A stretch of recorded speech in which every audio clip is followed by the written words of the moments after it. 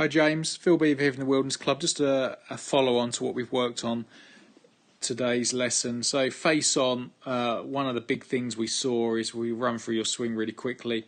From the top here, your hips would tend to slide a massive amount through the shot. We can really see there's a lot of leg action there, and that's just from junior golf. You know, we create a lot of power with our legs, but now you're becoming more of an adult and filling out, you really want to stabilise the legs to hit straighter shots. So one thing we looked at is when you was actually hitting full shots, once your hands reached your what I call sort of your right thigh position, or your shaft was at 90 degrees. I'm getting rid of all these lines. This is much better than it was, but you was actually in this position before, so it's miles behind you. If we look at Robert Rocks, as he starts down, you're going to see his legs are very passive. They're sort of pushing down into the ground more than moving forwards. And when he comes down here, you can see once his right hand reaches his right thigh, he's got that lovely 90 degree of shaft lean, but his hands in line with his thigh. Now yours, look at where your hands are. They're in that same position as Robert's, but your lower half is advanced way too much. So if we look at this body track position here for me, if we run back, we can see here 44% of your weight is on your left side, 56% on your right, and you can see your toe to heel ratio slightly above.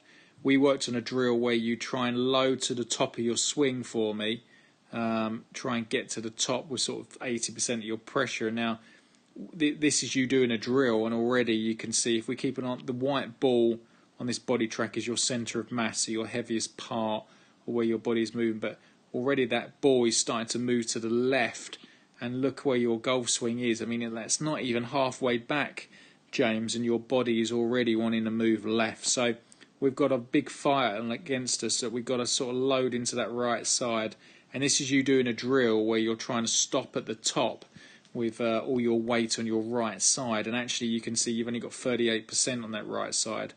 Now you try and you can see now you know that was wrong. You can really feel that you're loading up, and now we've got 84% on this right side here, which is perfect. That gives us an anchor to push off of to move forwards, but already again that legs start to shift just too early. So your drill for me was one from the face on was one to swing to the top of the swing, stop, feel all your weights on your right side, count 1, 2, and then go forwards for me. And 2 was your Justin Rose motion, was that when you get to the top of the swing, stop, feel like you're pushing down into that right foot. So someone's hands under it and you're trying to break it, or there's a now under that and you're trying to push the now into the ground, but you're really trying to squeeze down into that right side, which will stop you shifting. And now get the arms back in front. It's really key that we get the arms back in front of the body. At the moment the arms are a long way behind. So work on them two moves for me, and you'll see some amazing results. Thanks, James.